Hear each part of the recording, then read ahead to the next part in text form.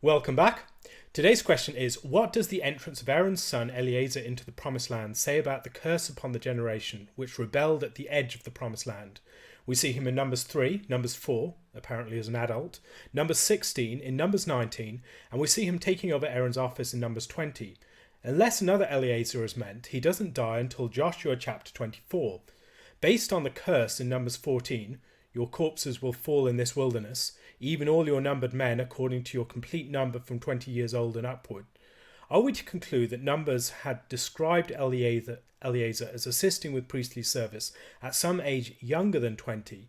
Or is this an indication that the curse isn't to be taken literally, and that some men from that generation other than Joshua and Caleb survived? It's a good question and very observant, though perhaps there's more to be observed.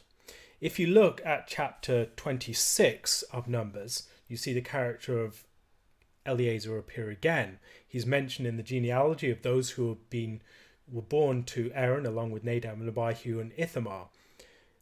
Then, in verse 62 of that chapter, it says, "Now those who were numbered of them were 23,000 of the tribe of Levi, every male from a month old and above.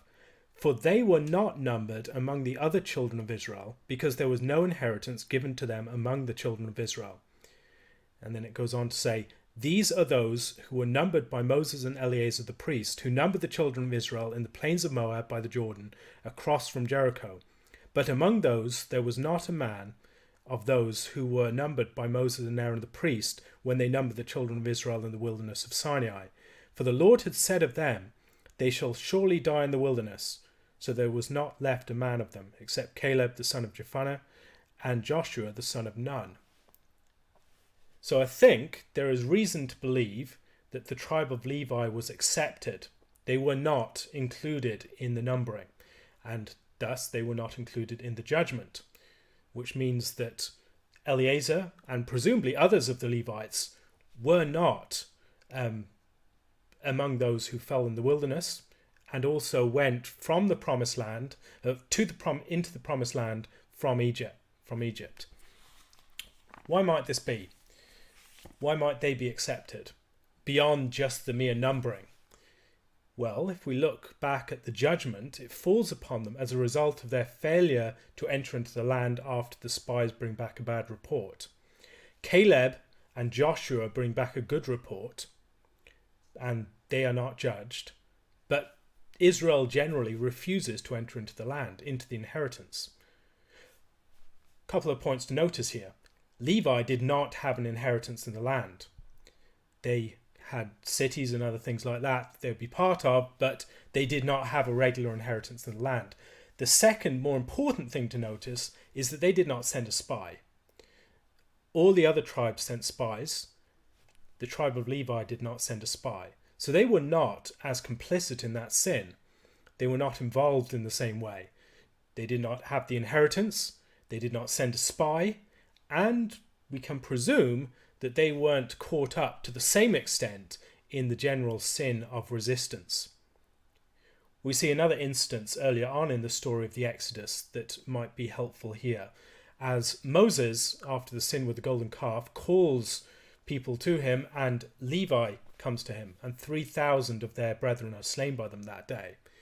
So Levi is the faithful tribe on a number of occasions where, out of zeal, they stop rebellion. We see the same thing in chapter 25 of Numbers, as Phinehas arises and stops the plague with an act of zeal. Levi is associated with zealous action for the Lord. They are the ones that act to prevent God breaking out in his wrath against the people.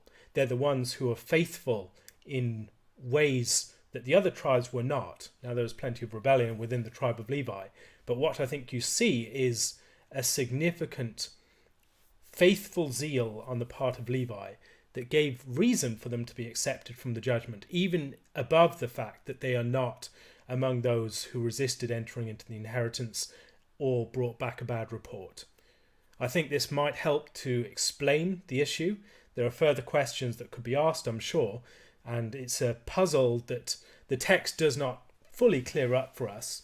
The text, or explicitly clear up for us. I think it does give us the solution, but it doesn't foregrounded quite as much as we might want. Now, if you have any further questions on this and other issues, please send them to me in my Curious Cat account. If you would like to support this and other videos, please do so using my Patreon account. At the moment, I'm working towards having transcripts for every single one of my videos. This requires a lot of work and it is very time consuming. It's not something I can do myself. So I'm hoping to hire someone to do this task for me.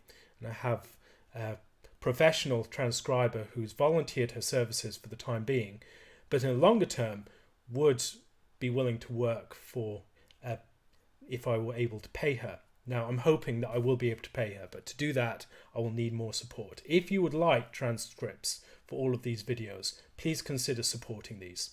Thank you very much for listening, and Lord willing, I'll be back again tomorrow. God bless.